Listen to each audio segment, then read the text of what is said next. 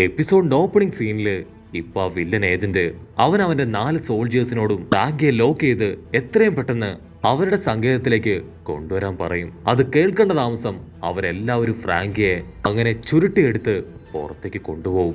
Usopp ആണെങ്കിൽ അങ്ങനെ freeze ആയിട്ട് നിൽക്കുകയാണ്. അവൻ എന്താ ചെയ്യണ്ടേ പറയണ്ടേ എന്നൊന്നും അറിയില്ല.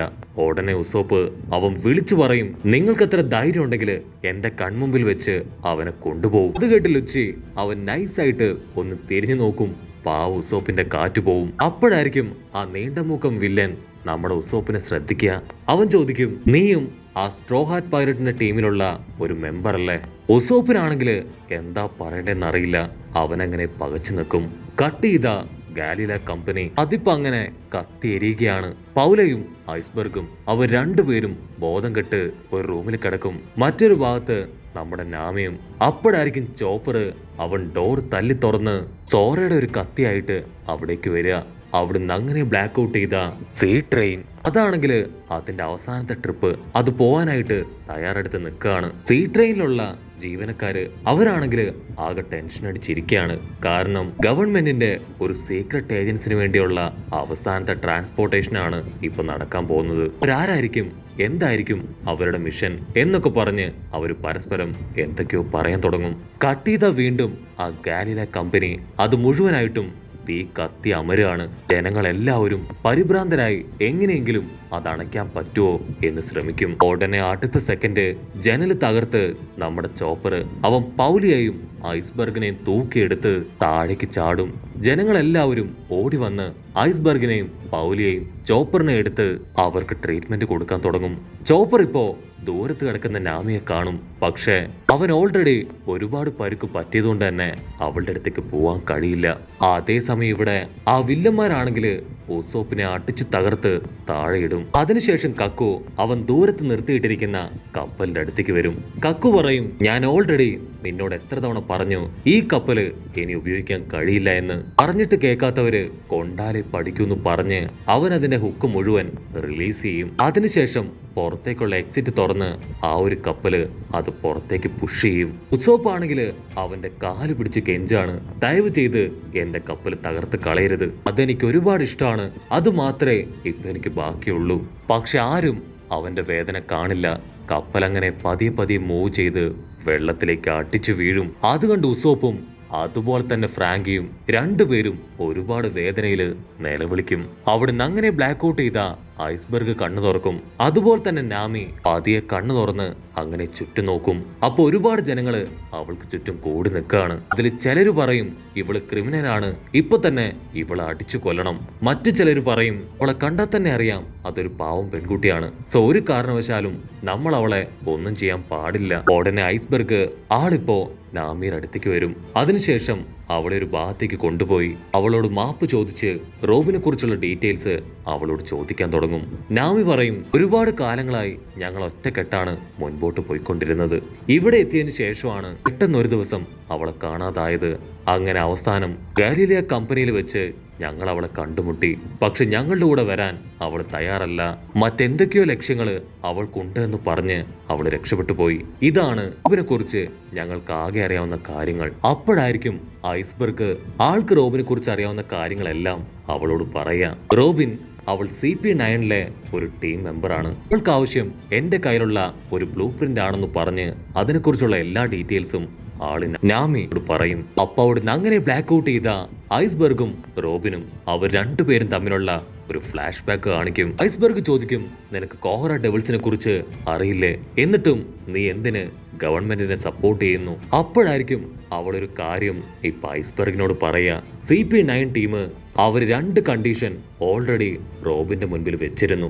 അതിലൊന്നാമത്തേത് സ്ട്രോ ഹാറ്റ് ലൂഫിയൻ ടീമിനെ അസസി എന്ന് മുദ്ര കുത്തണം. രണ്ടാമത്തേത് ഗവൺമെന്റ് പറയുന്ന ജോലികൾ കറക്റ്റായിട്ട് ചെയ്യണം. എങ്കിൽ മാത്രമേ അവൾക്ക് ആവശ്യമായിട്ടുള്ള സഹായങ്ങള് അവർ ചെയ്യൂ. റോബിൻ പറയും, പക്ഷെ ഇപ്പോ എന്റെ ലക്ഷ്യം മറ്റൊന്നാണ്. സ്ട്രോ ഹാറ്റ് പൈററ്റ്സിനെ അവരെങ്ങനെയെങ്കിലും സേഫ് ആക്കി ഇവിടുന്ന് രക്ഷപ്പെടുത്തുക. കാരണം എനിക്ക് അവരെ ഒരുപാട് ഇഷ്ടമാണ്. അവരെ രക്ഷപ്പെടുത്തണമെങ്കിൽ എനിക്ക് ആ ബ്ലൂ പ്രിന്റ് അത് കിട്ടിയേ തീരുമെന്ന് പറഞ്ഞ് അവള് ഫുൾ കലിപ്പിൽ നിൽക്കും. കട്ട് ചെയ്ത ഈ സത്യങ്ങളൊക്കെ കേട്ട് നാമി ഷോക്കാവും. നാമിക്കാണെങ്കിൽ അത് കേട്ട് ഭയങ്കര സന്തോഷാവും. അവൾ ഓടി വന്ന് ചോപ്പറിനെ തല്ലി എഴുന്നേപ്പിക്കും. എന്നിട്ട് ചോപ്പറിനോട് പറയും നമുക്ക് എത്രയും പെട്ടെന്ന് റോബിനെ കണ്ടുപിടിക്കണം. അപ്പൊ അവിടുന്ന് അങ്ങനെ കട്ട് ചെയ്ത് ഇവിടെ ട്രെയിൻ അത് പുറപ്പെടാൻ തയ്യാറാവും. ജീവനക്കാരാണെങ്കിൽ ഇപ്പൊ അനൗൺസ്മെന്റ് കൊടുത്തുകൊണ്ടേയിരിക്കുകയാണ്. ആരെങ്കിലും ഇനിയും ട്രാവൽ ചെയ്യാൻ ബാക്കിയുണ്ടെങ്കിൽ എത്രയും പെട്ടെന്ന് ട്രെയിനിലേക്ക് കയറുക. അപ്പൊ അവിടുന്ന് അങ്ങനെ സൂം ഔട്ട് ചെയ്ത ആ ട്രെയിനിന്റെ അടുത്ത് സാക്ഷാൽ റോബിൻ, അവളുടെയും തൊട്ടു പുറകിലായി സാക്ഷാൽ സാഞ്ചി. അവൻ അവളെ കണ്ടുപിടിച്ച സന്തോഷത്തില് ഒരു ലൈറ്ററൊക്കെ കത്തിച്ച് അങ്ങനെ ഹായ് ആയിട്ട് നിൽക്കും. അവനും അവളും കുതിരയിൽ വരുന്നത്, അവൻ റോസാപ്പൂ കൊടുക്കുന്നത്, അങ്ങനെ ഒരുപാട് കാര്യങ്ങൾ അവൻ ഇമാജിൻ ചെയ്ത് നിൽക്കുമ്പോഴായിരിക്കും CP9 ടീം ഇപ്പൊ അവിടേക്ക് വരിക. അവരെ കണ്ട് ബാക്കിയുള്ള നേവി ഒഫീഷ്യൽസും ജനങ്ങളും എല്ലാവരും പേടിച്ച് മാറി നിൽക്കും. അവരാണെങ്കിൽ ഫ്രാങ്കിയെയും ഉസോപ്പിനെയും അങ്ങനെ ചുരുട്ടിയെടുത്ത് ട്രെയിനിലേക്ക് കൊണ്ടുപോവാണ്. ഫ്രാങ്കി ഉസോപ്പും ആണെങ്കിൽ നിലവിളിച്ച് കൊണ്ടേയിരിക്കും. അത് കണ്ട് നമ്മുടെ സാഞ്ചി അവൻ ഷോക്കാവും. ഇവിടെ എന്താ സംഭവിക്കണേ? എന്തിനാ ഉസോപ്പിനെ അവര് കൊണ്ടുപോകുന്നേ? എന്തോ കാര്യമായിട്ടുള്ള കുഴപ്പമുണ്ടെന്ന് പറഞ്ഞ് അവനങ്ങനെ ചിന്തിച്ചു നിൽക്കും. ഉടനെ ആ CP9 മെമ്പേഴ്സ് അവരെല്ലാവരോടും ഇപ്പൊ ട്രെയിനിലേക്ക് കയറാൻ പറയും. എന്നിട്ട് എത്രയും പെട്ടെന്ന് ട്രെയിൻ മുൻപോട്ട് എടുക്കാനായിട്ട് ആവശ്യപ്പെടും. അവിടുന്ന് അങ്ങനെ ബ്ലാക്ക് ഔട്ട് ചെയ്ത ഇപ്പൊ ഗാലില കമ്പനി അത് ജനങ്ങളെല്ലാവരും ചേർന്ന് തീയൊക്കെ അണച്ച് നോർമലാക്കും. നാമി ആണെങ്കിൽ ഉള്ള സത്യം മുഴുവൻ ചോപ്പറിന് പറഞ്ഞു കൊടുക്കും. ചോപ്പർ സന്തോഷത്തില് തുള്ളിച്ചാടി നാമിയോട് പറയും അപ്പൊ ഉറപ്പായിട്ടും നമ്മളെല്ലാവരും ചേർന്ന് റോബിനെ തിരികെ പിടിക്കും.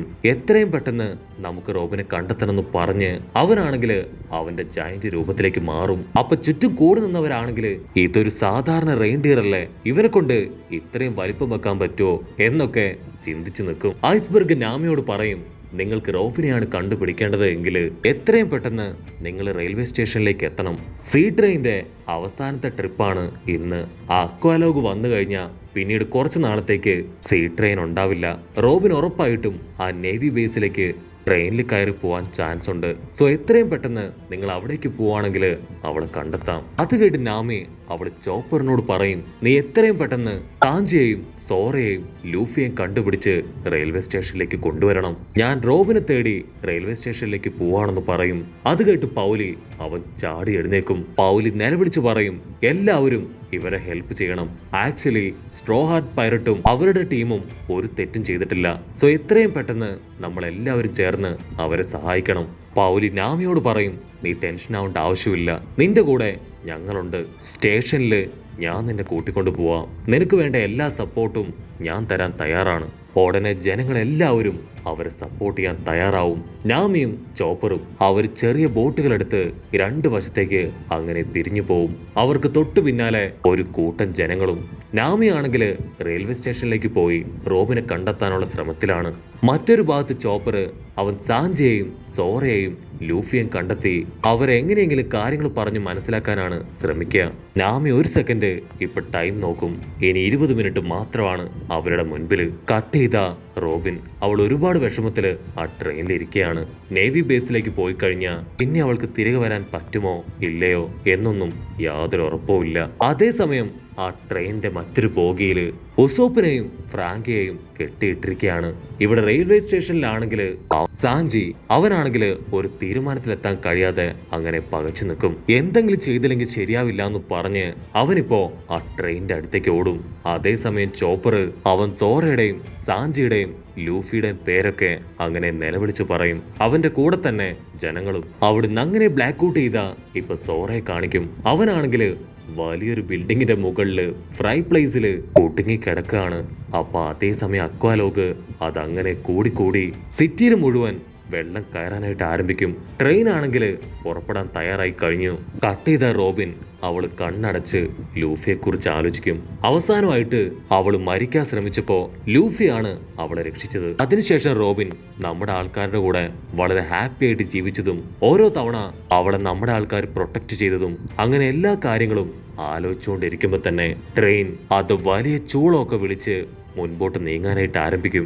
സാഞ്ചി ആണെങ്കിൽ സ്ലോ മോഷനിൽ നടന്ന് ട്രെയിനിന്റെ അടുത്തേക്ക് പോവും. റെയിൽവേ സ്റ്റേഷനിലേക്ക് ഇപ്പൊ നാമിയും എത്തിക്കഴിഞ്ഞു. അവൾ ആ ട്രെയിൻ തടയാനായിട്ട് ട്രെയിനിന്റെ അടുത്തേക്ക് കുതിച്ചു പായും. നാമി ഓടി ഓടി ഇപ്പൊ ട്രെയിനിന്റെ അടുത്തെത്തുമ്പോഴേക്കും ട്രെയിൻ ആണെങ്കിൽ സ്റ്റേഷൻ വിട്ട് അങ്ങനെ മുൻപോട്ട് കുതിച്ചു പായും. അത് കണ്ട് നാമി അവള് റോബിൻ എന്ന് നിലവിളിക്കുന്നതോട് കൂടെ ഈ ഒരു എപ്പിസോഡും അവസാനിക്കുന്നു. എപ്പിസോഡ് ഇഷ്ടപ്പെടുകയാണെങ്കിൽ തീർച്ചയായിട്ടും ലൈക്ക് ചെയ്യാനും കമന്റ് ചെയ്യാനും ഷെയർ ചെയ്യാനും മറക്കല്ലേ. അടുത്തൊരു അടിപൊളി എപ്പിസോഡുമായിട്ട് കാണുന്നവരെ it's me with Mallu episode.